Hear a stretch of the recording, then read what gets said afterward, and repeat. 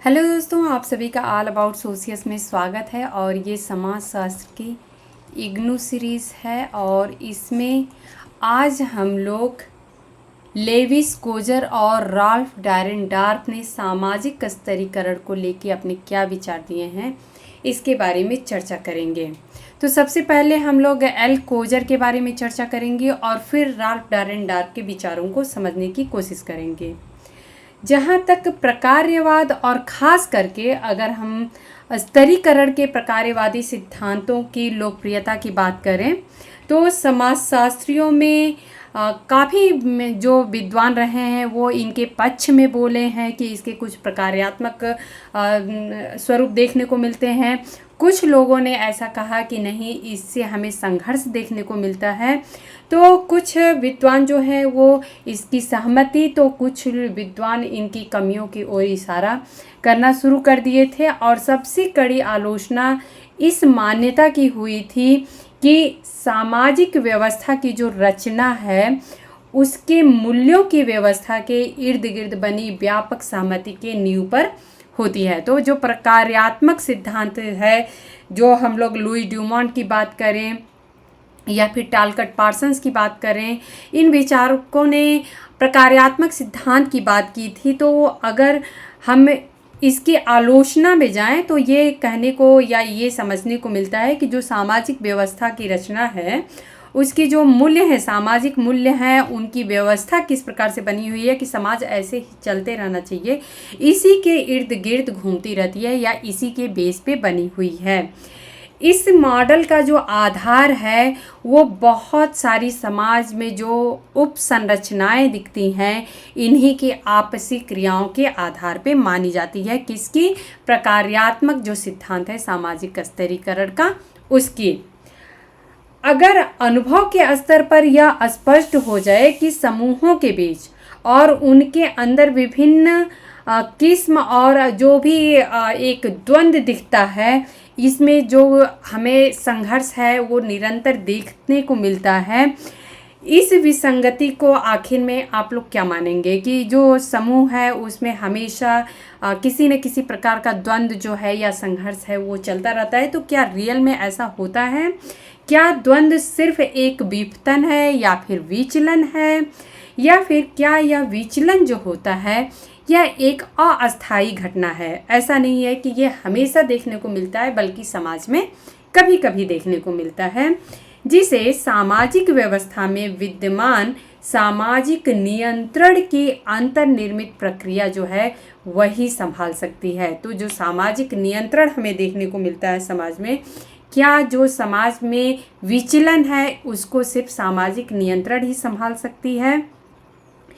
एक प्रश्न यह भी उठता है कि क्या जो द्वंद्व है ये द्वंद्व भी मतैक्य की तरह, मतैक्य अर्थात सभी लोगों का किसी एक बात पे आम सहमति होना, तो इसी की तरह व्यवस्था का एक विशिष्ट लक्षण है कि क्या जो द्वंद्व है इस पे भी सभी का एक मत है? अगर यह बात सही है तो फिर दोनों के बीच में आखिर में संबंध हमें क्या देखने को मिलता है? जो लेविस कोजर हैं इनका इन्हीं प्रश्नों से मुख्य सरोकार था, ये इन्हीं प्रश्नों का उत्तर ढूंढ रहे थे। कोजर को जॉर्ज सीमेल के प्रवर्तनकारी कार्य से प्रेरणा मिली थी। उन्होंने द्वंद्व को एक सकारात्मक प्रकार्यात्मक भूमिका के रूप में देखा है। कोजर अपना तर्क सीमेल के इस तर्क से शुरू करते हैं कि द्वंद्व या संघर्ष दो कार्यों को अंजाम देते हैं। पहला, यह व्यवस्था के भीतर समूह की पहचान को स्थापित करता है। तो पहला जो संघर्ष का हमें कार्य दिखता है वो यह है कि यह व्यवस्था के भीतर समूह की पहचान को स्थापित करता है।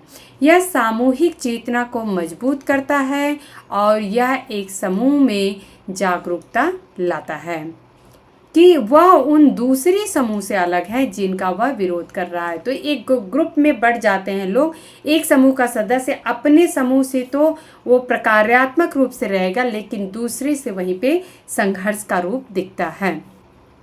उनका यह तर्क जो है वो पार्सन्स के तर्क से काफ़ी मिलता है, जिसे वह सीमा का पालन कहते हैं या लिमिट लाइन की बात करते हैं उन्होंने। दूसरा है परस्पर घृणा, एक दूसरे से जो घृणा की भावना होती है जो समूह के बीच में संतुलन बनाए रखती है और इस प्रकार यह एक समष्टि के रूप में सामाजिक व्यवस्था की प्रकार्यात्मक स्थिरता को बनाए रखती है। परस्पर घृणा जो शब्दावली है यह इसका प्रयोग सिमिल ने किया था। द्वंद्व के ये दोनों प्रकार हालांकि सामूहिक द्वंद्व की सभी स्थितियों में लागू होते हैं, लेकिन स्तरित समूह या जो स्ट्रेटिफाइड हमें ग्रुप्स दिखते हैं अर्थात जातियों और वर्गों के बीच होने वाले द्वंद्व को समझने के लिए सबसे ज़्यादा प्रयुक्त है या फिर सूटेबल है। यहाँ पे अब हम लोग समझेंगे कि आखिर में द्वंद्व के क्या प्रकार हो सकते हैं। तो मार्क्स के अगर वर्ग के सिद्धांत की बात करें कि कार्ल मार्क्स ने वर्ग सिद्धांत को किस प्रकार से डिस्क्राइब किया था, तो इनके वर्ग सिद्धांत में सामूहिक पहचान को स्थापित करने और उसे बनाए रखने में द्वंद्व की भूमिका जो है उसका कार्य अच्छी तरह से स्पष्ट हो जाता है कि आखिर में संघर्ष की भूमिका क्या है। मार्क्स के अनुसार वर्गों का जो गठन होता है उनके अन्य वर्ग के साथ होने वाले द्वंद्व के जरिए ही होता है। व्यक्ति अन्य लोगों के साथ साझे वस्तुनिष्ठ दृष्टिकोण लेकर चलते हैं, मगर हो सकता है कि इसके बावजूद वे अपने सामूहिक हितों के बारे में जागरूक नहीं हों। वे अपने आप में एक वर्ग जरूर होते हैं, मगर अपने लिए वे एक वर्ग का स्वरूप तभी धारण कर पाते हैं जब दूसरे वर्गों के विरुद्ध एक समान लड़ाई रहे या उनके में एक चेतना की भावना आ जाए। जाति व्यवस्था और इसमें द्वंद्व के दूसरे कार्य परस्पर घृणा जो है इसके बारे में हम लोग अभी पता करेंगे।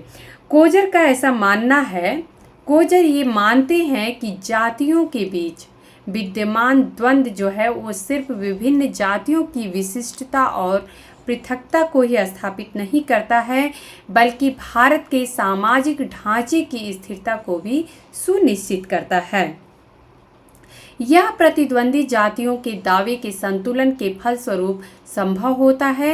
एक ही जाति के लोग एकता के सूत्र में बंध जाते हैं जो अन्य जातियों के सदस्यों के प्रति उनके साथ वैमनस्य या फिर तिरस्कार से उत्पन्न होती है। सामाजिक प्रणाली में जो पद या स्थान की क्रम परंपरा है वो समाज में उपसमूहों या जातियों के एक दूसरे से तिरस्कार से बनी रहती है। तो इस प्रकार से कोजर इस बात को समझाने की कोशिश करते हैं कि किस प्रकार से दो ग्रुप्स जो हैं वो आपस में एक ग्रुप के अंदर तो यूनिटी बना के रखते हैं, लेकिन एक दूसरे से जो है वो द्वंद्वात्मक रिलेशन या संबंध पाया जाता है।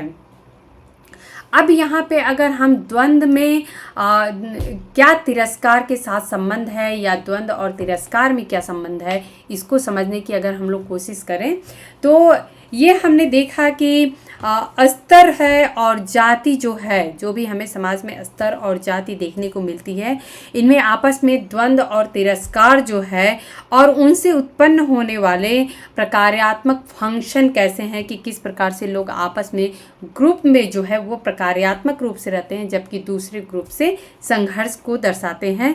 तो इस तरह से दो प्रकार देखने को मिलता है। पहला ये देखने को मिलता है कि अन्य समूहों के साथ होने वाला संघर्ष या द्वंद्व जो होता है वो समूह के भीतर एकीकरण और एकात्मकता की भावना लाता है। तो जैसे कि अगर हम मान लेते हैं कि ये एक ग्रुप ए है और ये एक ग्रुप बी है, बी का ए के साथ संघर्ष की स्थिति रहेगी या बी में जितने सदस्य हैं वो सभी सदस्य ए के साथ घृणा करेंगे, लेकिन उसी घृणा की ही वजह से बी के जो आपस में सदस्य हैं वो एक एकात्मकता के या फिर यूनिटी की भावना से रहते हैं। दूसरा ये है कि समूची व्यवस्था को समूह में एक दूसरे के प्रति विद्यमान घृणा या द्वेष का संतुलन बनाए रखना होता है। तो ये दोनों जो ग्रुप्स हैं इनमें अपनी कुछ लिमिटेशंस होती हैं कि अगर हम सामने वाले से अगर नफ़रत करते हैं या घृणा करते हैं तो इसके पीछे बेस क्या है या आधार क्या है या ये किस हद तक सही है, किस हद तक होना चाहिए या नहीं होना चाहिए। कभी कभी बाहरी समूह जो होता है वो वैमनस्य और तिरस्कार का जो लक्ष्य है वो बनने के बजाय अन्य समूह के लिए सकारात्मक संदर्भ समूह का स्वरूप धारण कर लेता है। तो कभी कभी ऐसा होता है कि जैसे इस ग्रुप में अगर मान लेते हैं कि हर ग्रुप्स की अपनी कुछ विशेषताएं होती हैं, तो ऐसा हो सकता है कि ये इनसे चिढ़ते हों या घृणा करते हों, लेकिन इस ग्रुप की कुछ बातें इन्हें अच्छी भी लगती होंगी जिसे वो सीखना पसंद करेंगे। तो इस प्रकार से ऐसा होता है कि संदर्भ समूह का रूप भी ये धारण कर लेते हैं। और इसकी बात आप लोगों को पता है कि मर्टन ने इसकी बात की थी। आर के मर्टन ऐसा बोलते हैं कि जो ग्रुप्स, अगर दो ग्रुप्स की बात करें जैसे कि ये ग्रुप है और ये ग्रुप है, तो इस ग्रुप के जो सदस्य होंगे ये कुछ ऐसी विशेषताएं इस ग्रुप में होगी जिनको ये धारण करना चाहेंगे। तो उसी को मर्टन ने प्रत्याशी समाजीकरण कहा था।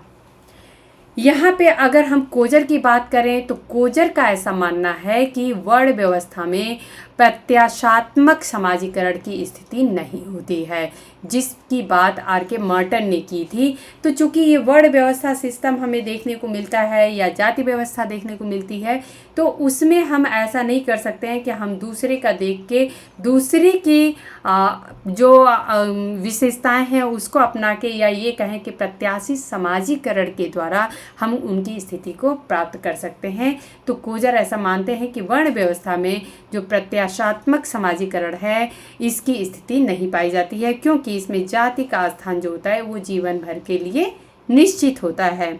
और इसमें एक जाति से दूसरी जाति में गमन जो होता है, अर्थात एक जाति से दूसरी जाति में जाना या परिवर्तित होना, इसकी संभावना जो होती है वो नगण्य होती है, अर्थात नहीं होती है। मगर M.N. श्रीनिवास के अनुसार आनुष्ठानिक रूप से निम्न जाति जो होती हैं वो उच्च जातियों के कर्मकांड और जीवन शैली अपनाने का प्रयास करती हैं ताकि जाति क्रम परंपरा में उनकी स्थिति या स्तर में सुधार आ सके। उसे ही M.N. श्रीनिवास ने संस्कृतिकरण कहा है। खुली वर्ग व्यवस्था में स्तर सीमित होते हैं। अब यहाँ पे आप लोग ये समझिए कि जो ओपन क्लास की बात हो रही है, जहाँ पे गतिशीलता जो होती है वो किधर भी हो सकती है, चाहे ऊर्ध्वगामी हो चाहे अधोगामी, अर्थात ऊपर में भी स्थिति हम अपनी सुधार सकते हैं या उससे डाउन भी जा सकते हैं।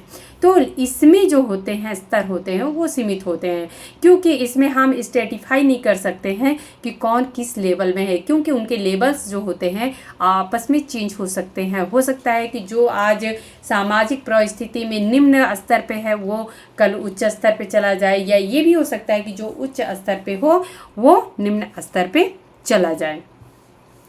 तो इसमें ऊर्ध्वगामी और अधोगामी दोनों तरह का गमन संभव होता है। इस तरह की गतिशीलता एक आदर्श स्थिति है। हालांकि हो सकता है कि वास्तव में इसमें उतना ज़्यादा गमन नहीं हो पाता हो।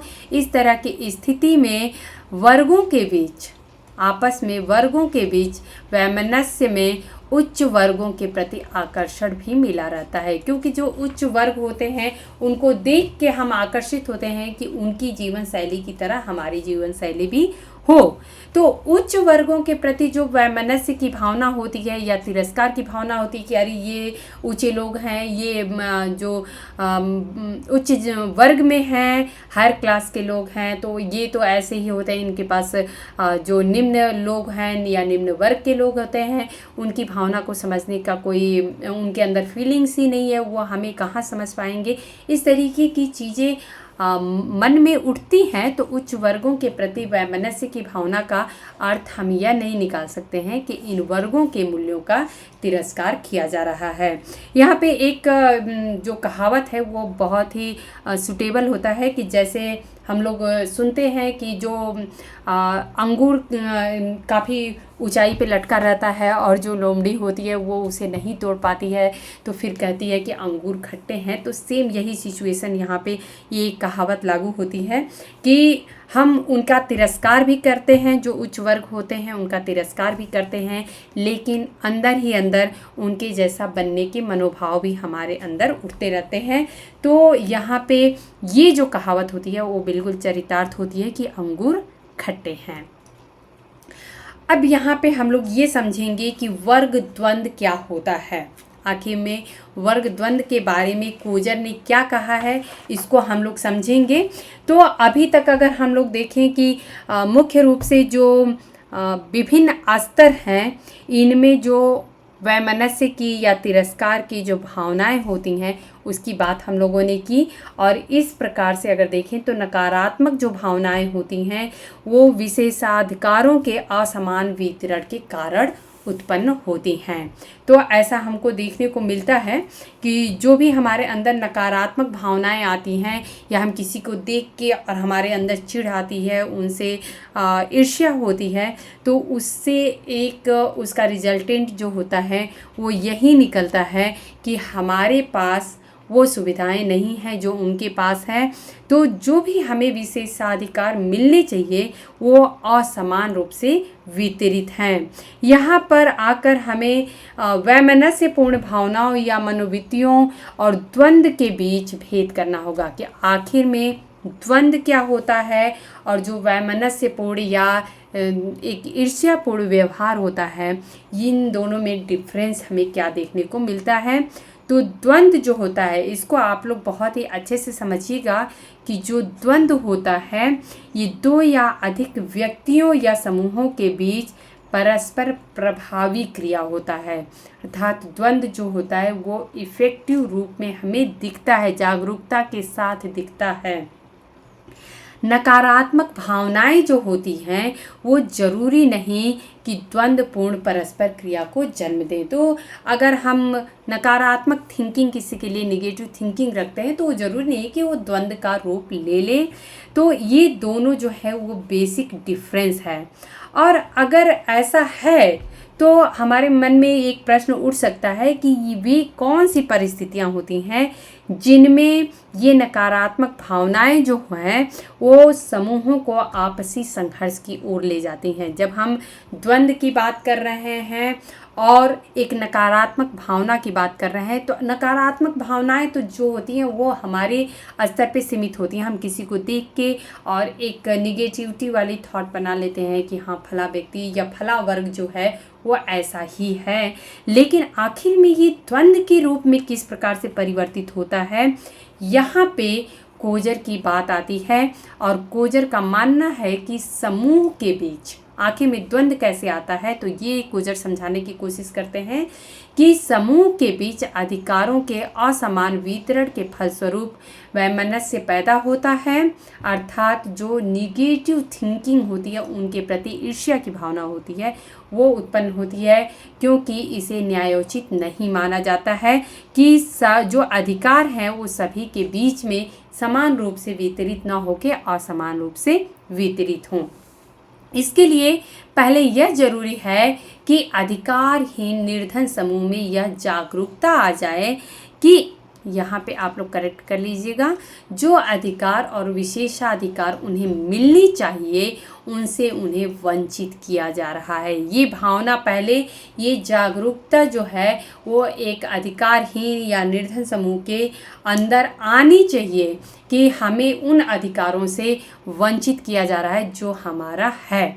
असमानतावादी व्यवस्था की एक बड़ी विशेषता यह है कि उसे उचित न्याय संगत ठहराने वाली विचारधारा भी उसके साथ साथ निरपवाद रूप से मौजूद रहती है। अर्थात जो लोग या जो संस्थाएं उनकी वकालत करते हैं कि हमें समाज में समानता चाहिए, वो भी कहीं ना कहीं कुछ ये इफ़ेक्ट दिखाते हैं कि उनके साथ सही तरीके से न्याय नहीं हो पाता है।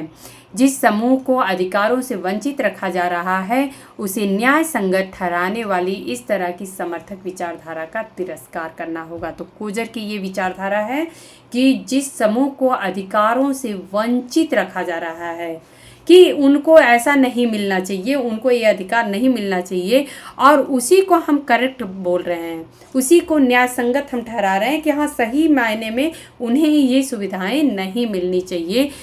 ऐसी विचारधारा के जो समर्थक लोग हैं उनका तिरस्कार करना होगा, ऐसा कोजर कहते हैं।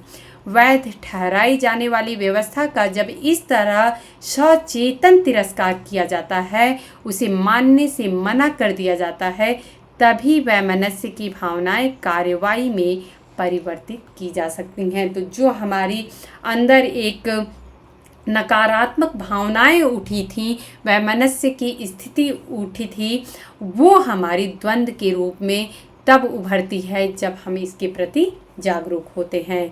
यहाँ पर कोजर के द्वंद्व परस्पर क्रिया विश्लेषण और कार्ल मार्क्स के विश्लेषण में काफ़ी समानता नज़र आती है, विशेषकर जब मार्क्स अपने आप में एक वर्ग, ये आप लोगों को पता है कि ये कार्ल मार्क्स के ही की टर्म्स हैं, अपने आप में एक वर्ग के अपने लिए एक वर्ग में परिवर्तन की बात करते हैं। यही कोजर भी बात कर रहे हैं, और कार्ल मार्क्स भी सेम सिचुएशन को बोले थे कि अपने आप में जो एक वर्ग है, यूं ही एक समूह बना हुआ है कि हम लोग जो है वो श्रमिक वर्ग हैं, लेकिन अपने लिए एक वर्ग के रूप में जब वो हो जाता है तो जो हमें कार्ल मार्क्स संघर्ष की स्थिति दिखाते हैं कि संघर्ष आ जाता है, वहीं पे कोजर कहते हैं कि सामाजिक ढांचे को जब भी वैध न्यायोचित नहीं माना तो संघर्ष के जरिए समान उद्देश्य वाले व्यक्ति आ जाते हैं और आत्म जागरूकता वाले ऐसे समूह बना लेते हैं जिनका एक जैसा उद्देश्य होता है। ये आप लोग यहाँ पे करेक्ट कर लीजिएगा। तो उद्देश्य उनका जो होता है वो एक जैसा होता है। ओके, नेक्स्ट अभी हम लोग समझेंगे कि राल्फ डारेनडॉर्फ का आखिर में विचार क्या रहा है सामाजिक स्तरीकरण को लेके।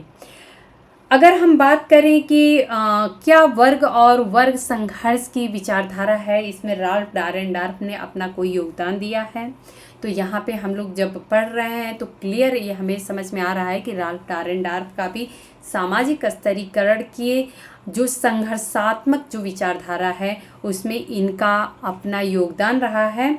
वर्गों और वर्ग द्वंद्वों के अध्ययन में ये जर्मन समाजशास्त्री जो है वो काफ़ी महत्वपूर्ण योगदान अपना दिए हैं। इनका एक बुक है जो कि आप सभी को पता होगा, इनकी एक ही दो बुक्स हैं जो बहुत ही ज़्यादा इम्पॉर्टेंट हैं, तो मैं यहाँ पे बुक का नाम लिखती हूँ, क्लास एंड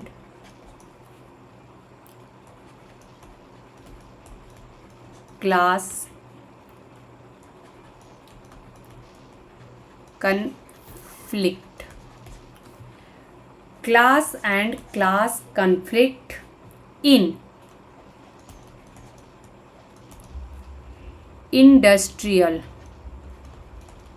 मैं इसे हिंदी में लिख रही हूँ, आप लोग हिंदी इंग्लिश दोनों में नोट कर लीजिएगा, इंडस्ट्रियल सोसाइटी। ये बुक इनकी बहुत ही ज़्यादा इम्पॉर्टेंट है और ये बुक में ही इनकी मैक्सिमम जो विचारधारा है, थॉट्स हैं, वो देखने को मिलते हैं। तो इसमें उन्होंने कार्ल मार्क्स के वर्गीय सिद्धांत की एक तार्किक मीमांसा प्रस्तुत की है। इन्होंने बताने की कोशिश की है कि कार्ल मार्क्स जो हैं इनके विचार कहाँ पे तर्कसंगत हैं और कहाँ पे नहीं हैं, कहाँ पे इनके विचारों से हम सहमत हो सकते हैं और कहाँ पे नहीं हो सकते हैं। इसके बाद वह जो राल्फ डारेनडॉर्फ हैं ये वर्ग और वर्ग संघर्ष और संरचनात्मक परिवर्तन का सिद्धांत देते हैं। तो वर्ग संघर्ष और संरचनात्मक परिवर्तन का सिद्धांत जो है ये राल्फ डारेनडॉर्फ के द्वारा दिया गया है और इसको हम लोग डिटेल में समझने वाले हैं। इसके पहले इससे संबंधित कुछ जो इनके विचार रहे हैं उसको हम लोग समझेंगे। तो पूंजीवाद और औद्योगिक समाज को किस प्रकार से जोड़ के देखते हैं राल्फ डारेनडॉर्फ, पहले उसके बारे में हम लोग डिस्कस करेंगे।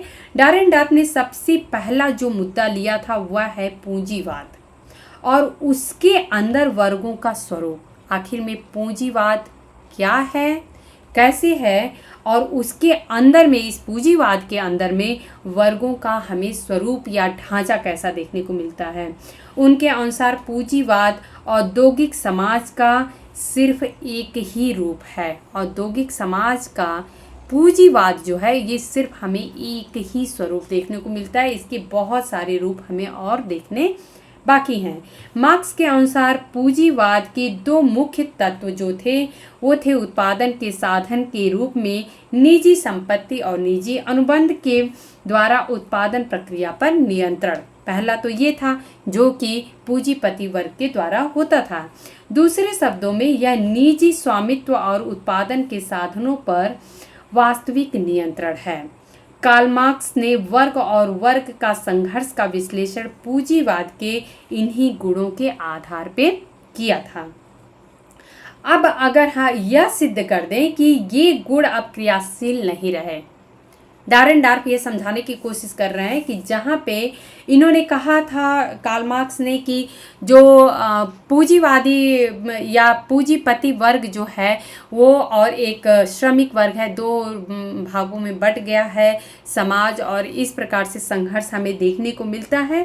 तो यहाँ पे डारेन डार्प ये कहना चाहते हैं कि अगर हम इस बात को ही प्रूफ कर दें कि ये जो इनकी विचारधारा रही कार्ल मार्क्स की वो गलत रही, तो हम देखेंगे कि कार्ल मार्क्स के जो विचार हैं उसका कोई विशेष महत्व नहीं रह जाएगा। तो इन्होंने ऐसा देखा कि जो हम अगर वर्गों की बात करें तो सिर्फ ऐसा नहीं है कि पूंजीपति वर्ग हमें और श्रमिक वर्ग देखने को मिलता है, और भी बीच में बहुत सारे वर्ग देखने को मिलते हैं, अर्थात एक वर्गों की एक हमें बोलेंगे स्तर देखने को मिलता है। दूसरा पॉइंट इन्होंने कहा कि पूंजी संग्रह का वियोजन, जहाँ पे अगर कार्ल मार्क्स के विचार की बात करें तो वो कहते हैं कि जो पूंजी संग्रह है वो सिर्फ पूंजीपति के हाथ में था, लेकिन यहाँ पे डारेन डार्प कहते हैं कि पूंजी संग्रह का वियोजन हो जाता है। वियोजन का मतलब बट जाना, कई भागों में उसका विभाजित हो जाना।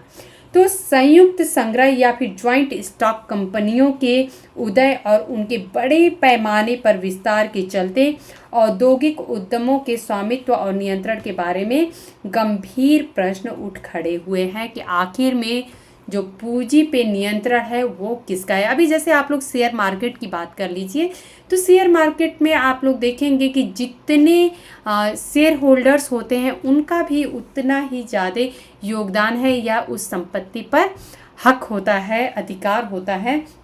ऐसा नहीं कह सकते हैं कि किसी एक का उस पर हक है। अब यहाँ पे ये समझना होगा कि स्वामित्व और नियंत्रण ही मार्क्स के चिंतन का मुख्य सरोकार था। मार्क्स जो कहते हैं वो सिर्फ स्वामित्व की बात करते हैं और नियंत्रण की बात करते हैं। पहले स्वामी और प्रबंधक अर्थात मैनेजर की भूमिकाएं मूलतः जो है वो पूंजीपति के स्तर में ही मिली रहती थी।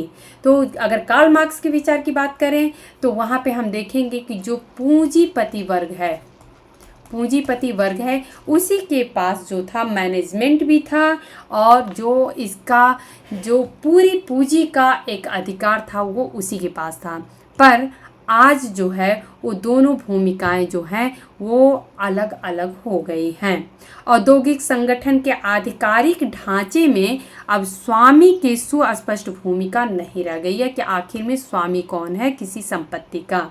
और जिन लोगों की इस ढांचे में कोई भूमिका नहीं है, जरूरी नहीं कि वे पूंजी के स्वामी हो।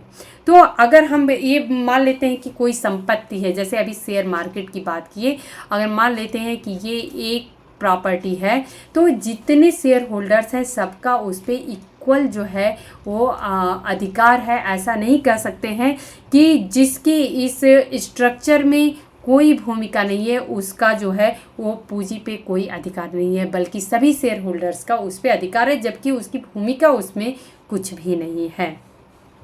तो इस प्रकार से अगर हम मैनेजमेंट लेवल पे अधिकार को वैधता जो है या वैलिडिटी है वो पूंजी के स्वामित्व से नहीं मिलते हुए देखते हैं, बल्कि यह अफसरशाही के संगठन से उपजती है। तो यहाँ पे राल्फ डारेन डार्प जो है वो समझाते हैं, जस्ट आप लोग जो गवर्नमेंट एक स्ट्रक्चर है, इसको समझने की कोशिश करिए और इसी के अनुसार आप लोग समझ जाएंगे कि डारेनडार्फ के विचार कैसे थे।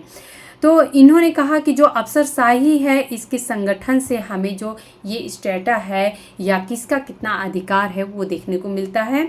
इस तरह के परिवर्तन का वर्ग संघर्ष पर यह प्रभाव पड़ा है कि इससे संघर्ष या द्वंद्व में हिस्सा लेने वाले समूहों का जो संगठन है वो बदल गया है। इसके साथ साथ द्वंद्व को जन्म देने वाले मुद्दे और जो संघर्ष है इसका पैटर्न भी बदल गया है। तो इस प्रकार से हम देखेंगे कि पूंजी संग्रह का जो है वो वियोजन हो चुका है। वहीं पे श्रम शक्ति के वियोजन की भी बात ये करते हैं। सेम वैसे ही जैसे पूंजी संग्रह का वियोजन है वैसे ही श्रम शक्ति का वियोजन होता है। कैसे, इसको भी समझ लेते हैं।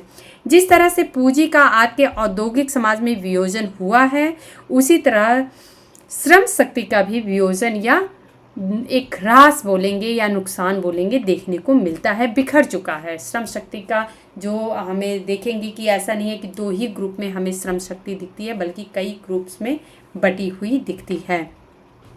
मार्क्स का मानना था कि पूंजीवाद के विकास के साथ साथ श्रमिकों की दशा और ज़्यादा बिगड़ती जाएगी और उनमें समरूपता आ जाएगी, जिसके बाद वे एकजुट होकर संगठित पूंजीपति वर्ग के विरुद्ध जो है वो खड़े हो जाएंगे। मगर उनके विचार के उलट मजदूरों में पहले से कहीं ज़्यादा विभेदन पैदा हो गया है। आज अगर हम बात करें तो जो अगर सेमी स्किल्ड मजदूर हैं या जिनको कुछ नहीं आता है, जस्ट दिहाड़ी पे मजदूरी करते हैं, इनके बीच में भी काफ़ी ज़्यादा भेद उत्पन्न हो गया है।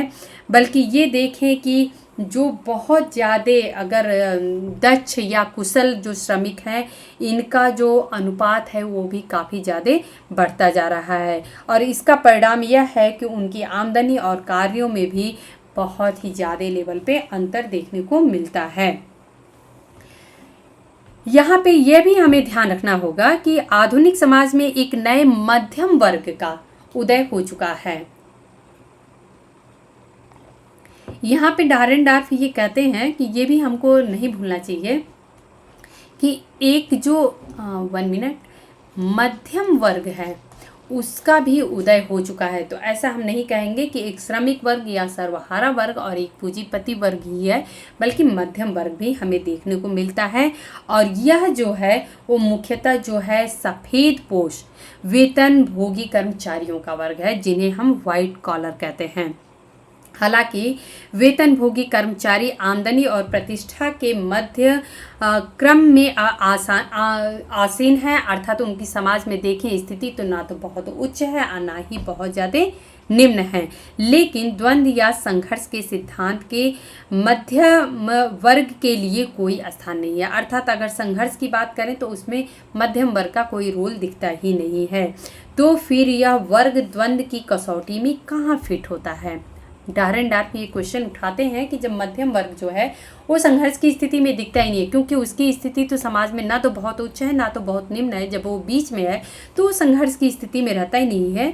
तो फिर आखिर में वर्ग द्वंद्व की कसौटी पे ये मध्यम वर्ग कहाँ फिट होता है, यह एक बड़ा ही महत्वपूर्ण प्रश्न है, क्योंकि मध्यम वर्ग अपने नाम और स्वरूप में बड़ी विविधता लिए हुए है। क्योंकि हम मध्यम वर्ग में भी बहुत सारी कैटेगरी देखेंगे, जैसे कि डॉक्टर, इंजीनियर से लेके क्लर्क, चपरासी, तरह तरह के लोग इसी वर्ग में आते हैं। अब सवाल यह उठता है कि द्वंद्व या संघर्ष की स्थिति में इनमें से कौन संपन्न होगा और किसे हम निर्धन कहेंगे। डारेनडार्फ नौकरशाही की क्रम परंपरा में आसीन लोगों को शासक वर्ग कहते हैं। यहाँ पे आप लोग ध्यान रखिएगा, नौकरशाही की क्रम परंपरा में आसीन लोग जो हैं उसको ये शासक वर्ग कहते हैं। वहीं पे जो वाइट कॉलर जो एम्प्लॉयज़ हैं या सफ़ेद पोश कर्मचारी हैं उनको ये श्रमिक वर्ग में रखते हैं। तो ये पॉइंट आप लोगों को ध्यान रखना है कि जो वाइट कॉलर एम्प्लॉयज़ हैं उनको इन्होंने श्रमिक वर्ग में रखा है। वहीं पे जो नौकरशाही में लोग आसीन हैं पदों पे, ऊंचे पदों पे, तो उसको उन्होंने शासक वर्ग के रूप में देखा है। यहाँ पे एक और टॉपिक निकल के आता है सामाजिक प्रगतिशीलता और समतावादी सिद्धांत। आखिर में ये क्या है, तो इसको हम लोग देखेंगे। अगर हम बात करें कि समूचे समाज को अपनी जो कार्ल मार्क्स की विचारधारा थी उसके नज़रिए से देखें तो एक महत्वपूर्ण जो हमें कारक ये देखने को मिलता है कि जो कार्ल मार्क्स ने कहा था कि वर्ग संघर्ष जो है वह हमें दिखाई देगा ही देगा। पूंजी और श्रम शक्ति के वियोजन, जो कि हम यहाँ पे पूंजी का वियोजन देखें, श्रम शक्ति का वियोजन देखें, तो इनके वियोजन और एक नए विघटित मध्यम वर्ग के अलावा सामाजिक गतिशीलता भी वर्गों में एक रूपता के विपरीत काम करती है। सामाजिक गतिशीलता चूंकि होती है तो फिर हमें समाज में जो वर्गों में एक रूपता हो जो है वो देखने में हमें काफ़ी कम हद तक ये असर दिखता है। मार्क्स ऐसा मानते थे कि समाज में एक व्यक्ति को जो दर्जा प्राप्त होता है उसे उसकी पारिवारिक, यहाँ पे आप लोग देख सकते हैं कि जो व्यक्ति को एक दर्जा प्राप्त होता है समाज में, उसे उसकी पारिवारिक उत्पत्ति और समाज में उसकी माता पिता का स्थान तय करते हैं। तो यहाँ पे जब हम बात करते हैं कि पूंजी और श्रम शक्ति का जो वियोजन था ऑलरेडी हम लोग डिस्कस कर लिए हैं, और एक मध्यम वर्ग जो है ये हमें दिखाई देता है, तो इसकी वजह से जो सामाजिक गतिशीलता है ये भी वर्गों के एक रूपता के विपरीत काम करती है। मगर पूंजीवादोत्तर अर्थात पूंजीवाद के बाद की स्थिति देखें तो ऐसे समाजों में ऐसी बात सच नहीं है। पीढ़ियों में और पीढ़ियों के बीच, पीढ़ियों में अर्थात एक पीढ़ी से दूसरी पीढ़ी में और खुद पीढ़ियों के बीच भी अगर हम देखें तो भारी सामाजिक गतिशीलता उत्पन्न हुई है। वर्ग की रचना और उसके स्वरूप के लिए इसका यह मतलब रहा कि वर्गों के स्वरूप में भी अस्थिरता आ गई है, इसलिए वर्ग संघर्ष की तीव्रता जो है वो भी काफ़ी हद तक घट गई है। यह स्थिति तो एक वास्तविकता हो ही सकती है, मगर हमें यह नहीं भूलना चाहिए कि इससे वर्ग संघर्ष की संभावना जो है वो पूरी तरह से समाप्त नहीं हो जाती। अर्थात हम ऐसा नहीं कह सकते हैं कि इन सारे कारणों की वजह से हमें वर्ग संघर्ष समाज में दिखता ही नहीं है। डारेनडॉर्फ इस बात को एक्सेप्ट करते हैं कि समाज में वर्ग संघर्ष जो है वह हमें दिखाई देता है। अब यहाँ पे डारेनडॉर्फ ये समझाना चाहते हैं कि जो राजनीति का क्षेत्र है यहाँ पे हमें समतावादी सिद्धांत देखने को मिलता है। वो कैसे? संगठन बनाने के लिए, किसी भी संगठन को बनाने के लिए स्वतंत्रता के चलते मजदूर संघ और राजनीतिक दल जो है वो द्वंद्व को हिंसक वर्ग संघर्ष से अलग दिशा में मोड़ने में सफल रहे हैं। अर्थात जरूरी नहीं है कि हर बात के लिए हम संघर्ष करें ही, बल्कि हम उसका कुछ और भी रास्ता निकाल लेते हैं। कम से कम संगठित क्षेत्र में कार्यरत जो श्रमिक वर्ग है वो अपने लिए लाभ जुटाने में सफल रहा है।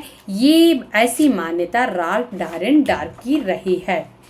मार्क्स ने वर्गों के जो समांगीकरण है अर्थात एक जैसे जो काम करने की भावना है और श्रमिक वर्ग की कंगाली जो है, इसके फलस्वरूप जिस तीव्र और हिंसक वर्ग संघर्ष की कल्पना की थी, इतिहास की कसौटी में वह खरी नहीं उतरी है। ये बात एकदम क्लियरली राल्फ डारेनडॉर्फ कहते हैं।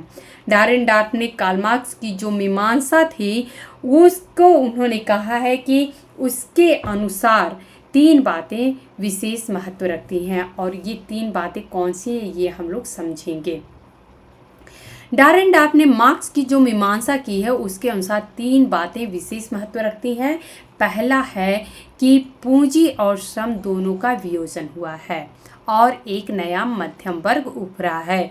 डारेनडॉर्फ कहते हैं इस बात को हम लोग इग्नोर नहीं कर सकते हैं, झुठला नहीं सकते हैं कि जो पूंजी और श्रम है इन दोनों का वियोजन हुआ है, अर्थात ये बढ़ चुके हैं विभिन्न भागों में, और एक नया जो मध्यम वर्ग है, मिडिल क्लास है, ये उभर चुका है। दूसरा ये कहते हैं कि सामाजिक गतिशीलता ने एक वर्ग से दूसरे वर्ग में व्यक्तियों का गमन संभव बना दिया है। तो जो सामाजिक गतिशीलता है, चाहे वो ऊर्ध्वगामी हो चाहे अधोगामी हो, ऊपर की तरफ हो या नीचे की तरफ, लेकिन इससे जो व्यक्तियों का है एक वर्ग से दूसरे वर्गों में जो गमन है, आना जाना है, वो संभव कर दिया है। और तीसरा पॉइंट ये कहते हैं कि राजनीतिक क्षेत्र में मिल रही समानता के चलते संस्थागत ढांचे के भीतर ही वर्ग संघर्ष करना संभव हो गया है और इसके लिए वर्ग युद्ध का रास्ता अपनाना जरूरी नहीं रह गया है। जरूरी नहीं है कि हमें वर्ग युद्ध का रास्ता अपनाना ही पड़े।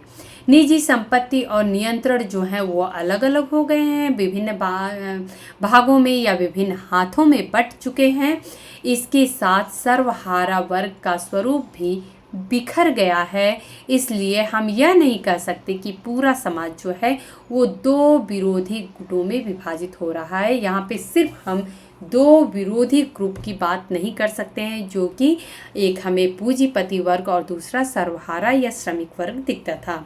वर्ग और वर्ग संघर्ष गरीब पूंजीवादी समाजों में विद्यमान रहेंगे, मगर उनका स्वरूप मार्क्स की कल्पना से बिल्कुल भिन्न होगा। तो यहाँ पे आप लोग ये क्लियरली समझ चुके होंगे कि किस प्रकार से राल्फ डारेनडॉर्फ ने कार्ल मार्क्स के जो विचार थे उसको काटते हुए, उस पर कटाक्ष करते हुए उनकी जो विचारधारा थी उसको उन्होंने नहीं स्वीकारा था। उन्होंने कहा था कि मानते हैं कि समाज में संघर्ष होता है, लेकिन ज़रूरी नहीं है कि इसके लिए संघर्ष होना ज़रूरी है या द्वंद्व का रूप लेना ज़रूरी है। वर्ग सिद्धांत का वर्ग संघर्ष का आखिर में डारेनडॉर्फ का सिद्धांत क्या है, ये हम लोग समझने का कोशिश करेंगे। तो यहाँ पे आप लोग थोड़ा मिस टाइपिंग हो गया है, आप लोग ध्यान दीजिएगा। वर्ग संघर्ष है ये, वर्ग संघर्ष का डारेनडॉर्फ का सिद्धांत। इसमें डारेनडॉर्फ ने यह सिद्ध कर दिखाया कि जो बदली हुई परिस्थितियां हैं, इसमें आधुनिक औद्योगिक समाज में मार्क्स का जो वर्ग सिद्धांत रहा या वर्ग संघर्ष का सिद्धांत रहा वो अब उपयोगी नहीं रह गया है। इसके बाद वह इस विषय में अपना नया सिद्धांत रखते हैं। पहले तो ये कार्ल मार्क्स के जो सिद्धांत है उसको कट करते हैं कि ये अब बहुत ज़्यादा उपयोगी आज के समय में नहीं रह गया है, और इसके बाद ये अपना खुद का सिद्धांत देते हैं। समाजशास्त्र के सैद्धांतिक निधि में मूलतः दो भिन्न रुझान देखने को मिलते हैं, और पहला है समाज का समेकन सिद्धांत और दूसरा है बाध्यता सिद्धांत। अब इसको हम लोग अलग अलग समझेंगे। इन दोनों के लिए इन्होंने 4 मान्यताएं बताई हैं, इसको हम लोग देखेंगे। तो समेकन का जो सिद्धांत है ये मूल्यतः 4 जो है वो मान्यताओं पर आधारित है, जो कि इस प्रकार है। पहला ये कहते हैं कि हर समाज घटकों का अपेक्षतया एक अटल और स्थिर ढांचा है। यहाँ बात समेकन की हो रही है, अर्थात हम समाज किस प्रकार से स्थिर होता है, एक जुट हो के रहता है, इसके लिए 4 मान्यताएं इन्होंने बताई है। ये चारों पॉइंट बहुत ही ज़्यादा इम्पॉर्टेंट है डारेनडॉर्फ के विचारधारा के अनुसार, इसलिए ये 4 पॉइंट आप लोगों को ध्यान रखने हैं। हर समाज घटकों का अपेक्षतया एक अटल और स्थिर ढांचा होता है, पहला है।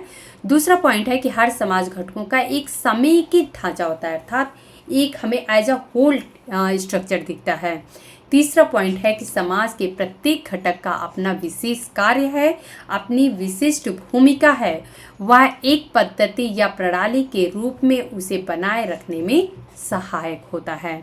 और चौथा पॉइंट ये कहते हैं कि प्रत्येक कार्यशील सामाजिक ढांचा उसके सदस्यों के बीच मूल्यमतय की या सहमति पर टिका होता है। तो प्रत्येक जो कार्यशील सामाजिक ढांचा होता है वो उसके सदस्यों के बीच जो भी सोशल वैल्यू है उस पे सब लोग अपना एक मत बनाए रखे हुए हैं कि हमें अपने समाज को स्थिर रूप में आगे को बढ़ाना है। तो ये हमें इस पे सबकी आम सहमति होनी चाहिए जो भी समाज में मूल्य है, तो इसी पे ये टिका हुआ होता है। अगली बात ये कहते हैं बाध्यता के सिद्धांत की। इसके लिए भी इन्होंने 4 मान्यताओं की बात की है और ये भी बहुत ज़्यादा इम्पॉर्टेंट है, आप लोग ध्यान रखिएगा। इन्होंने कहा बाध्यता का सिद्धांत किस प्रकार से लागू होता है। प्रत्येक समाज प्रत्येक बिंदु पर प्रक्रियाओं के परिवर्तन से गुजरता है। सामाजिक बदलाव हर समाज में होता है। तो अगर हम आदिम समाज की बात करें और आज के आधुनिक समाज की बात करें तो ये हम देख रहे हैं कि वो समाज तब से परिवर्तन की स्थिति से गुजरता हुआ आज के आधुनिक समाज में पहुंचा है। प्रत्येक समाज प्रत्येक बिंदु पर असंतोष और द्वंद्व दर्शाता है, क्योंकि जब हमारे समाज में द्वंद्व होता है, असंतोष होता है, तभी हम परिवर्तन देख पाते हैं। सामाजिक द्वंद्व हर समाज में होता है। तीसरा पॉइंट है कि समाज का प्रत्येक घटक उसके विखंडन और परिवर्तन में हाथ बटाता है। तो जब अगर हम बात परिवर्तन की कर रहे हैं तो समाज का जो प्रत्येक घटक होता है वो उस विखंडन और परिवर्तन में हाथ बटाता है। प्रत्येक समाज के मूल में उसके कुछ सदस्यों की बाध्यता होती है जिसे दूसरे लोग उन पर थोपते हैं कि हमें समाज में रहते हुए इसी तरीके से अपने विचार जो हैं या अपने व्यवहार जो हैं वो करने हैं। अब यहाँ पे हम लोग बात करेंगे कि जो डारेनडॉर्फ के ये दोनों मॉडल हैं, इसको डारेनडॉर्फ ने एक प्रतिद्वंदी के रूप में नहीं बल्कि एक दूसरे के पूरक के रूप में माना है, क्योंकि हम मानते हैं कि समाज के साथ हमें चलना चाहिए, समय के साथ चलना चाहिए। तो आज के समाज में हम परिवर्तन, चूँकि समाज की या समय की मांग है, तो परिवर्तन होना चाहिए और परिवर्तन तभी होगा जब द्वंद्व या असंतोष उत्पन्न होता है। तो इस प्रकार से डारेनडॉर्फ जो है इन दोनों मॉडलों को एक दूसरे के पूरक के रूप में मानते हैं। हालांकि द्वंद्व समूहों की रचना की व्याख्या करने के लिए इन्होंने जो दूसरा मॉडल है उसको ज़्यादा उपयुक्त माना है, अर्थात जो बाध्यता का सिद्धांत है। अब हम बात करेंगे डारेनडॉर्फ का सिद्धांत आखिर में क्या कहता है।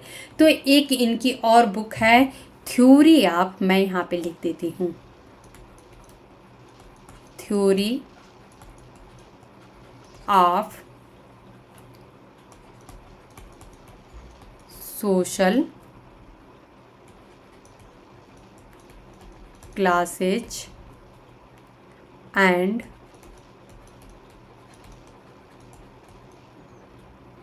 क्लास कन्फ्लिक्ट, ये इनकी बुक है। इसमें इन्होंने अपनी थ्योरी दी है और इनकी इस बुक में अपने क्या विचार दिए हैं इसके बारे में हम लोग समझेंगे। तो यहाँ पे हम ये डिस्कस करना चाहेंगे कि जो सामूहिक द्वंद्व होता है इसमें जो संरचनात्मक बदलाव आता है और आखिर में ये बदलाव किस प्रकार से आता है इसको हम लोगों को जानना ज़रूरी है, क्योंकि यहाँ पे हमारा जो मुख्यतः जो डिस्कस करने का जो मेन उद्देश्य है वो ये है कि आखिर में द्वंद्व क्या होता है, उसके परिणाम कैसे होते हैं। तो इसके लिए बाध्यता मॉडल जो होता है ये हमें ज़्यादा सूटेबल दिखता है। ये ऐसी बात डारेनडॉर्फ भी कहते हैं।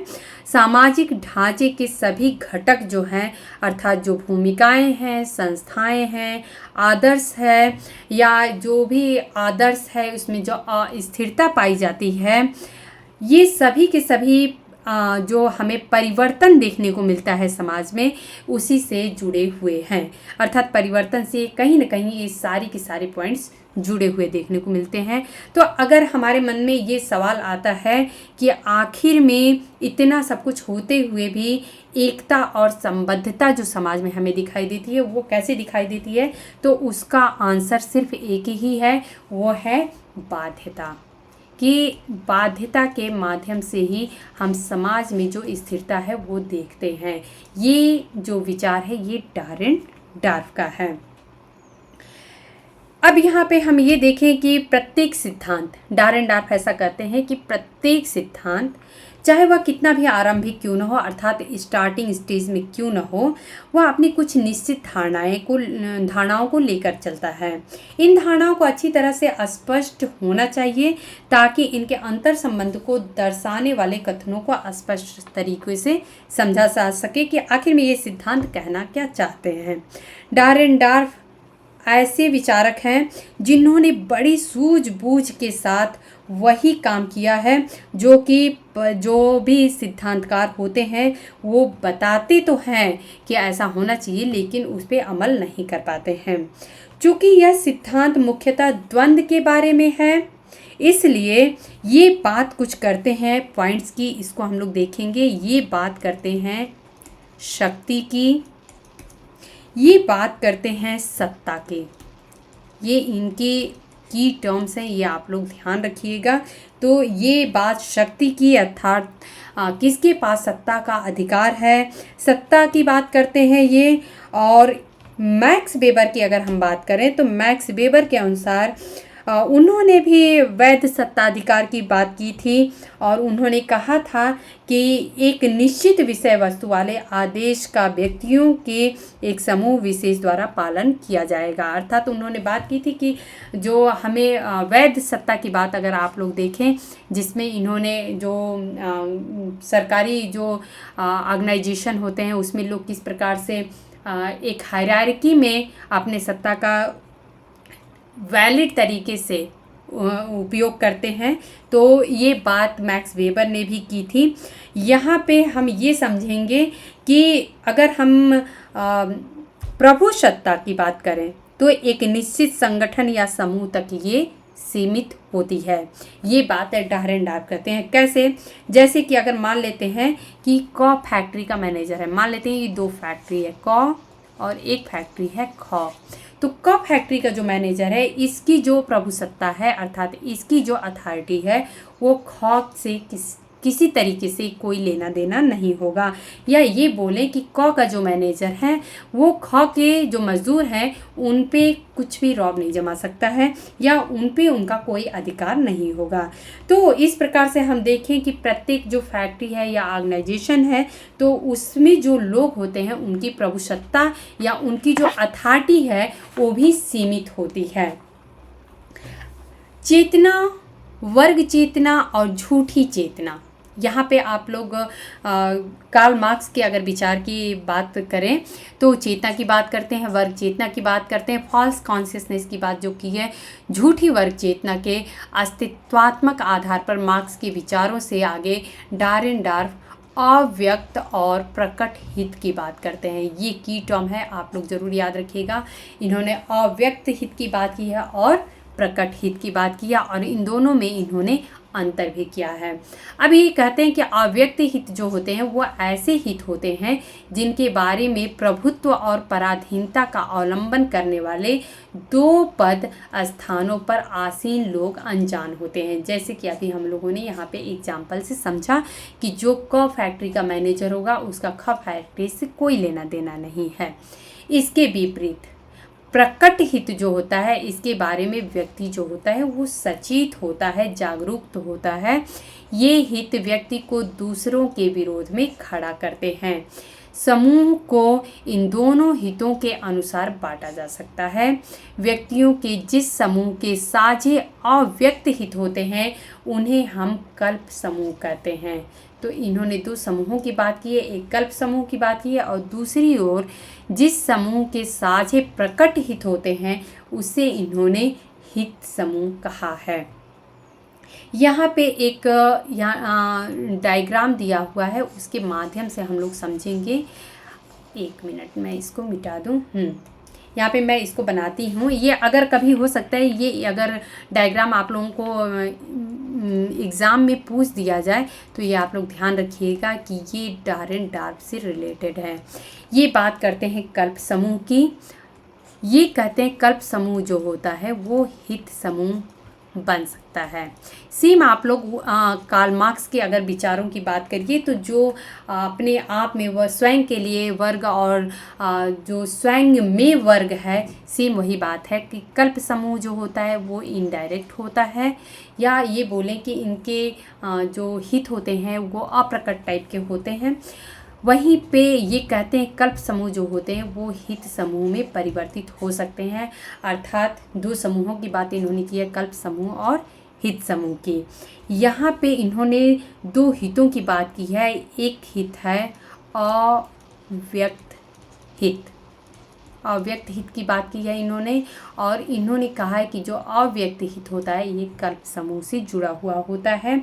वहीं पे इन्होंने एक और हित की बात की है, वो है प्रकट हित।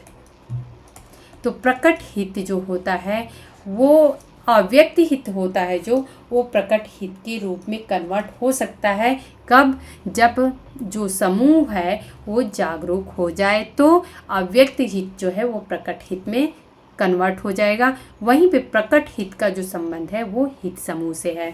अब इसको एक बार हम लोग फिर से समझते हैं। कल्प समूह अर्थात जो लोग ज़्यादा जागरूक नहीं, बहुत सिंपल तरीके से समझेंगे, जो ज़्यादा जागरूक नहीं होते हैं। जैसे कि अभी हम लोगों ने कहा कि दो अगर हमने फैक्ट्री ले ली, क और ख, दोनों के जो मैनेजर हैं वो दोनों मैनेजर तो हैं लेकिन एक दूसरे को नहीं जानते हैं, तो ये कल्प समूह हो गया। क और ख अलग अलग हैं, दोनों के अपने मैनेजर हैं, दोनों के अपने अपने हित होंगे। तो कल्प समूह का जो हित होता है वो अव्यक्त हित होता है। वहीं पे हित समूह जो होता है वो जागरूक होता है, अपने हितों को लेके बनाया हुआ ग्रुप होता है, और उसके हित जो होते हैं वो प्रकट होते हैं। यहाँ पे अब एक रिलेशन है कि कल्प समूह जो होता है अगर जागरूक हो जाए तो वो हित समूह में बदल जाएगा, और वो अव्यक्त हित जो है वो प्रकट हित में कन्वर्ट हो जाएगा। तो ये एक डायग्राम है जो कि डारेनडॉर्फ के विचारों को व्यक्त करता है। आप लोग इसे ज़रूर ध्यान रखिएगा। अब यहाँ पे हम लोग सामाजिक वर्ग और डारेनडॉर्फ के नज़रिए की बात कर लेते हैं। तो यहाँ पे हम लोग ये समझने की कोशिश करेंगे कि आखिर में डारेनडॉर्फ ने किस प्रकार से जो समूह में द्वंद्व होता है उसको किस प्रकार से समझने की कोशिश की है, सामाजिक वर्ग क्या है उसको किस प्रकार से समझने की कोशिश करते हैं। तो इस प्रकार सामाजिक वर्ग संगठित या असंगठित समूह होता है। इन्होंने कहा कि सामाजिक वर्ग जो है वो संगठित हो सकता है या फिर असंगठित भी हो सकता है, और जिनके साझे अव्यक्त या फिर प्रकट हित होते हैं। जो आदेशक समन्वित साहचर्य, ये इनका की टर्म है, या आप लोग ध्यान रखिएगा कि प्रभु सत्ता के ढांचे से उत्पन्न होते हैं। इस बारे में कुछ महत्वपूर्ण बातें इस प्रकार हैं। सामाजिक वर्ग समग्रता में इस समाज के अधिकांश सदस्यों को समेट कर नहीं चल सकता है। यह सिर्फ आदेशक समन्वित साहचर्य के लिए प्रासंगिक होता है। दूसरा पॉइंट ये कहते हैं कि प्रभुत्व और पराधीनता के आदेशक समन्वित साहचर्य वाले प्रभुसत्ता जो है वो ढांचे में सिर्फ दो वर्ग ही उभरते हुए दिखते हैं। और तीसरा पॉइंट है कि सामाजिक वर्ग जो होता है वो हमेशा द्वंद्व समूह होते हैं। यहाँ पे ये बताने की कोशिश करते हैं कि जो समूह है वो द्वंद्व संगठित समूहों के बीच एक वैमनस्यपूर्ण संबंध होते हैं, क्योंकि सामाजिक संरचना के स्वरूप उसके पैटर्न पर आधारित होता है कि आखिर में सामाजिक संरचना का स्वरूप कैसा होगा। एक मिनट। ओके। एक निश्चित आदेशक समन्वित साहचर्य की प्रभुसत्ता के ढांचे से उत्पन्न होने वाला वर्ग जो है वो संघर्ष, ये ऐसा वर्ग संघर्ष स्थानिक और सर्वव्यापी होता है, अर्थात स्थानिक भी होता है और हर जगह सेम सिचुएशन में दिखता भी है। वर्ग संघर्ष की उपस्थिति और उसके फलस्वरूप समूह द्वारा की जाने वाली कार्यवाही सामाजिक ढांचे में परिवर्तन को लेके आता है। यह परिवर्तन सामाजिक संस्थाओं और उनके नियमों, आदर्शों और मूल्यों में हो सकता है। यह बदलाव जो है वो आकस्मिक या आमूल-चूल दोनों तरीके से हो सकता है, ऐसा मानते हैं डारेनडॉर्फ। यहाँ पे अगर हम बात करें कि डारेनडॉर्फ जो है वो कार्ल मार्क्स के विचारों पे से यहाँ हट के नज़र आते हैं कि कहते हैं कि सामाजिक ढांचे में जो बदलाव है वो हमेशा ही क्रांतिकारी अर्थात आकस्मिक और आमूल-चूल परिवर्तन या फिर हिंसक नहीं होते हैं। ये इस बात से इनकार करते हैं डारेनडॉर्फ। द्वंद्व समूह रचना का मॉडल प्रस्तुत करते हुए डारेनडॉर्फ कहते हैं कि प्रत्येक आदेशक समन्वित साहचर्य में हम दो कल्प समूहों को अलग अलग पहचान सकते हैं जो साझे अव्यक्त हितों के द्वारा एकता में बंधे हुए होते हैं। हितों के प्रति उनका अपना रुझान जो है वो प्रभुसत्ता पर उनके स्वामित्व या उससे उनके बहिष्कार से तय होता है कि उन पे वो स्वामित्व रखेंगे या फिर उनका बहिष्कार कर दिया जाएगा। इन्हीं कल्प समूहों से हित समूहों को लिया जाता है। अभी हम लोग मैप से ऑलरेडी समझ चुके हैं कि किस प्रकार से कल्प समूह जो होता है जब जागरूक होता है तो वो हित समूह में कन्वर्ट हो जाता है। डारेनडॉर्फ कहते हैं कि किसी भी स्थिति में इस प्रकार के दोनों समूह जो हैं वो द्वंद्व या संघर्षरत रहते हैं। अब यहाँ पे एक और पॉइंट निकल के आता है कि सामाजिक ढांचे के लिए जो द्वंद्व है इसका आखिर में परिणाम क्या निकलता है। तो जब एक आदेशक समन्वित साहचर्य में दो परस्पर विरोधी समूह के रूप में जब द्वंद्व समूहों के वर्गीय प्रारूप बन जाते हैं तो द्वंद्व की परस्पर जो क्रिया है वो किस तरीके से आखिर में आगे को बढ़ती है। जिस सामाजिक ढांचे में समूह द्वंद्व चल रहा हो उसके लिए इसके परिणाम क्या निकलेंगे, आखिर में इसका रिजल्टेंट क्या होगा। द्वंद्व के किसी भी सिद्धांत को ऐसे प्रश्नों का समाधान करना होता है और डारेनडॉर्फ ने भी यही प्रयत्न किया था कि आखिर में ये सारे प्रश्न जो हैं इनका उत्तर कैसे निकाला जाए। द्वंद्व की तीव्रता को लेकर अक्सर करके ये प्रश्न उठता है कि कौन से कारक हैं इस पर सकारात्मक और कौन से कारक जो हैं वो नकारात्मक प्रभाव डालते हैं। डारेनडॉर्फ की धारणा है कि वर्ग संघर्ष की तीव्रता इस हद तक घट जाती है। कैसे घटती है, अभी हम लोगों ने चर्चा किया था कि जो वर्ग है वो वियोजित हो जाता है अर्थात विभिन्न भागों में बट जाता है। इस प्रकार से वर्ग संघर्ष की तीव्रता जो होती है वो घट जाती है। जिस हद तक वर्गीय संगठन की स्थितियां मौजूद हैं उसके अनुसार वह घटती बढ़ती रहती हैं। अगर उदाहरण के लिए अगर हम समझें एक एग्जाम्पल से कि अगर मजदूरों को अपना संगठन बनाने और मैनेजमेंट के साथ साथ सुलह समझौते करने के अवसर मिलते हैं तो मजदूरों और प्रबंधक के बीच होने वाले जो द्वंद्व हैं या संघर्ष हैं वो काफ़ी हद तक कम हो जाते हैं। ठीक इसी प्रकार जिन देशों में लोगों को राजनीतिक दल और नागरिक संगठन बनाने की पूरी स्वतंत्रता है वहाँ संघर्षों की तीव्रता बहुत ज़्यादा कम हमें दिखाई देती है। एक और उदाहरण से समझते हैं कि ये कहते हैं कि इसी तरीके से भिन्न जो साहचर्य हैं इनमें जहाँ वर्गों को अध्यारोपित नहीं किया जा सकता है वहाँ पे भी सामूहिक जो द्वंद्व है या संघर्ष की तीव्रता है वो काफ़ी हद तक कम हो जाती है या धीमी हो जाती है। जैसे किसी कारखाने में सभी मजदूर एक जाति या अल्पसंख्यक समुदाय या निम्न जाति के ही नहीं होते हैं।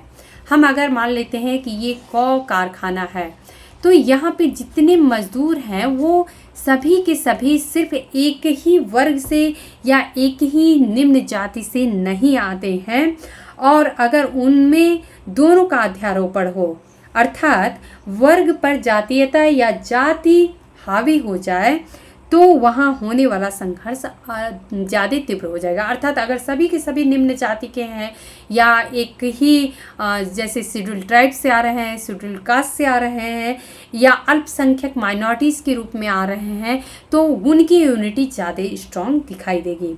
वर्ग संघर्ष की तीव्रता इस बात से भी प्रभावित होती है कि एक ही समाज में होने वाले विभिन्न सामूहिक द्वंद्व जो होते हैं वो साहचर्यहीन हैं या नहीं है अर्थात उनमें किस प्रकार का पैटर्न हमें देखने को मिलता है।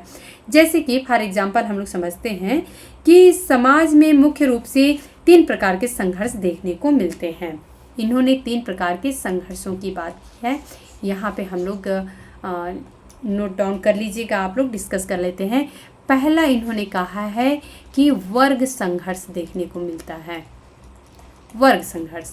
दूसरा इन्होंने कहा है कि हमें जातीय संघर्ष देखने को मिलता है। तीसरा जो है वो क्षेत्रीय संघर्ष देखने को मिलता है। जैसे कि अभी क्षेत्रीय संघर्ष की बात करें तो उत्तर दक्षिण को हम देख सकते हैं कि नॉर्थ साउथ का लेके और संघर्ष होता है। तो प्रभुत्व के स्थान पे जो लोग हैं उस पद पे जुड़े हुए हैं अर्थात हायर पोस्ट पे हैं तो अगर उन्हें उत्तर के प्रभावी जातीय समूह से संबंध रखते हैं और पराधीनता के स्थान में रहने वाले लोग किसी विशेष छोटी जातीय समूह के हैं और दक्षिण से संबंध रखते हैं, तो दोनों के बीच होने वाले द्वंद्व की तीव्रता जो है वो निश्चय ही ज़्यादा होगी। जैसे कि अभी हम लोग भाषाई द्वंद्व हम देखते हैं, अगर संघर्ष देखते हैं कि भाषा के नाम पे किस प्रकार से विभिन्न राज्यों में संघर्ष देखने को मिलता है, तो ये इसी का एक एग्जाम्पल हम मान सकते हैं। वर्ग संघर्ष की तीव्रता को प्रभावित करने वाले कारकों का विवेचन करने के बाद अगर हम देखें तो डायरेनडार्फ संघर्ष की हिंसा को प्रभावित करने वाले परिवर्तियों का भी विश्लेषण करते हैं और वे मार्क्स की इस मान्यता को खारिज करते हैं कि सभी वर्ग संघर्ष जो है वो हिंसक ही होते हैं। तो वो ऐसा नहीं मानते हैं कि जितने भी वर्ग संघर्ष हैं वो हिंसक रूप में ही हमें दिखाई देंगे, मगर इसका मतलब यह भी नहीं है कि उनमें हिंसा कदापि ही नहीं होती है, होती ही नहीं है। उनका मानना यह है कि हिंसा कदापि नहीं होगी, बल्कि उनका मानना यह है कि हिंसा की सीमा जो है वो शांतिपूर्ण से लेकर खूनी क्रांतिकारी संघर्ष तक अलग अलग रूपों में पाई जाती है। तो हम ऐसा नहीं कह सकते हैं कि अगर किसी वर्ग में हमें वर्ग संघर्ष देखने को मिल रहा है तो उसका सिर्फ हमें एक आमूल चूल परिवार में समाज में परिवर्तन ही देखने को मिलेगा। तो दोस्तों ये जो था ये डायरेनडार्फ का विचार था। यहीं पे हम लोगों ने लेवी स्कोजर के विचार भी देखे। सामाजिक स्तरीकरण से संबंधित इन लोगों ने अपने विचार जो प्रस्तुत किए हैं। उम्मीद है कि आज का लेक्चर आप लोगों को पसंद आया होगा और अगले लेक्चर में कुछ और भी थिंकर्स हैं जिनके नाम से शायद आप लोग परिचित हों या ना भी हों, लेकिन उनको हम लोग थोड़ा डिस्कस कर लेंगे कि स्तरीकरण की जब बात चल रही है तो सारे थिंकर्स जिन्होंने स्तरीकरण के बारे में अपने विचार दिए हैं, तो एक शॉर्ट लेक्चर और बनेगा जिसमें हम लोग लेंस्की की बात करेंगे, लाहमान की बात करेंगे। तो इन विचारकों ने आखिर में सामाजिक स्तरीकरण को किस प्रकार से परिभाषित किया है। आप लोगों को हो सकता है कि इग्नू का जो लेक्चर होता है वो थोड़ा बोरियत भरा लगता हो, लेकिन मैं ये दावे से कह सकती हूँ कि ये कॉन्सेप्चुअल बेस्ड लेक्चर होता है और इसको आप लोगों को समझना बहुत ज़रूरी है अगर आप लोग समाजशास्त्र को सही से समझना चाहते हैं। तो उम्मीद है कि आप लोगों को लेक्चर आज का पसंद आया होगा और इस बीच में थोड़ा सा गैप्स हो गया था, उसके लिए मैं माफ़ी चाहती हूँ क्योंकि एग्ज़ाम्स हो गए थे बच्चों के और चूँकि बीच में छुट्टियाँ चल रही थी इसलिए थोड़ा इरेगुलर हो गया था रूटीन सारा, लेकिन अब सब कुछ स्मूथली फिर से एज इट इज़ कंटिन्यू होगा। तो अगर आप लोगों को मेरे लेक्चर्स पसंद आते हैं, मेरे पढ़ाने का तरीका पसंद आता है, तो आप लोग लाइक करिए, हमें कमेंट करके बताया करिए, अपने दोस्तों में शेयर भी किया करिए। धन्यवाद।